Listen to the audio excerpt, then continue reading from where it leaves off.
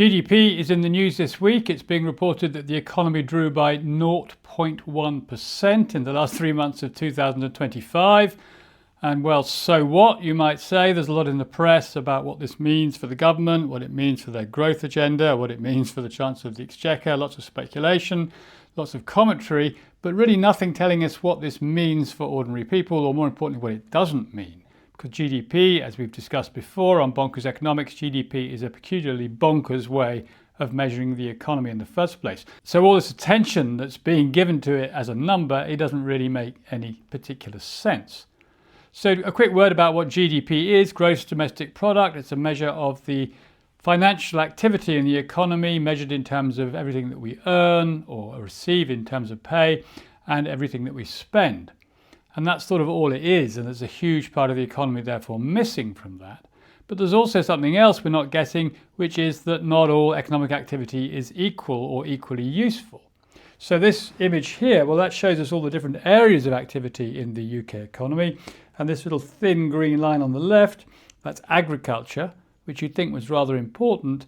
And this huge, great pink section here, well, that's financial and business services, including everything that goes on in the City of London and that sort of thing.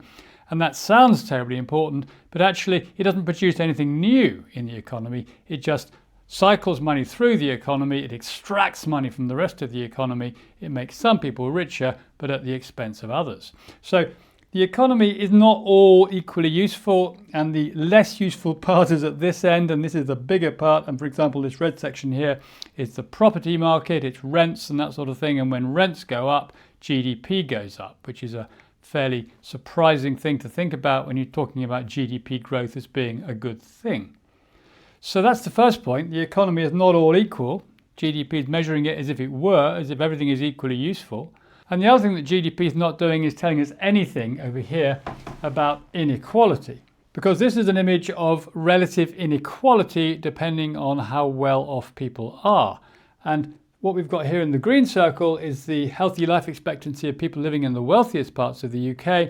And here we've got the healthy life expectancy of people living in the poorest parts of the UK. And the difference is 20 years. So GDP is saying nothing about that inequality. It's saying nothing about where the benefits of economic activity go. Because it should be fairly obvious that giving more money to people who've already got plenty is nowhere near as useful as giving money to people who haven't got enough. Because the increase on average of the quality of our lives will be much greater if we put money where it is most needed. So that's the conversation around equality. But there's also a conversation to be had around the sort of nature of the commercial activity that we're talking about in terms of GDP. This you've all seen before. This is the image of the English water companies, and the little blue bit here is the amount of money the government got when it sold them to the private sector. And this huge, great sort of greeny bit is the amount of money that the water companies have paid themselves to their shareholders as a consequence of having bought these companies for this tiny amount of money 40 odd years ago.